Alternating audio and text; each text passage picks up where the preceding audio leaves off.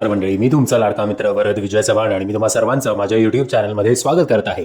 म्हणजे मागच्या आठवड्यात रिलीज झाली होती 3 पुरुषांवर आधारित मडगाव एक्सप्रेस आणि या आठवड्यात रिलीज झाली आहे 3 स्त्रियांवर आधारित क्र्यू हा हिंदी सिनेमा. या सिनेमामध्ये सर्वप्रथम म्हणजे तुम्हाला सांगू इच्छितो की अनेक जणांचा असा गैरसमज आहे की हा सिनेमा जरा बोल्ड असेल, जरा ॲडल्ट काही सीन्स असतील, काही वल्गर डायलॉग्स असतील.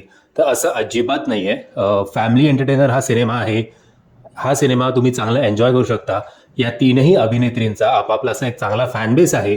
आणि सगळ्यात महत्त्वाची गोष्ट म्हणजे जे मला असं वाटलं होतं की कदाचित 3 अभिनेत्री आहेत तर जरा फेमिनिझम आणि स्त्रियांनाच सगळं कसं भोगावं लागतं, त्याच कसं सफर करतात, पुरुष कसे आपले पाय वर करून बसलेले असतात आणि सगळं काही स्त्री सांभाळते, असा कुठलीही लेक्चरबाजी या सिनेमामध्ये नाही आहे.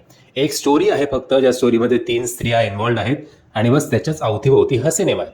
सिनेमा नो डाऊट चांगला आहे, वन टाइम वॉच नक्कीच आहे, पण अनफॉर्च्युनेटली असं म्हणायला लागेल की बेस्ट हा सिनेमा नाही झालाय जेवढं त्याच्याकडनं अपेक्षा होती तेवढं.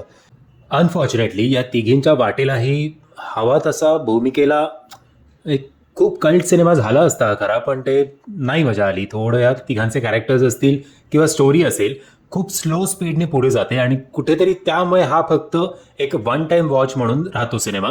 आता मागच्याच आठवड्यात जो मडगाव एक्सप्रेस आला होता तिकडे तुम्हाला श्वास घ्यायला सुद्धा फुरसत मिळत नाही आणि इकडे प्रत्येक वेळेला मध्ये असं होतं की आपण व्हॉट्सअप चेक करूया किंवा काही काही गोष्टी अशा की त्याच्यामुळे आपण डिस्ट्रॅक्ट होतो, कारण नाही असं ओव्हरऑल जेवढ्या अपेक्षा होत्या त्या हिशोबाने हा सिनेमा आपल्याला एंटरटेन करत नाही. हां, आता तुम्ही कुठल्याही प्रकारची अपेक्षा ठेवता न गेलात तर तुम्हाला हा सिनेमा मात्र नक्कीच आवडेल.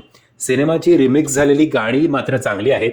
जरी तुम्हाला डान्स येत नसला तरी त्या गाण्यांवर तुम्ही आरामात थिरकू शकता, याच्यात काही शंका नाही आहे. रिमेक्स व्हावं तर असं शेवटी बोलावं लागेल. या सिनेमाला मी देतोय 2.5 स्टार.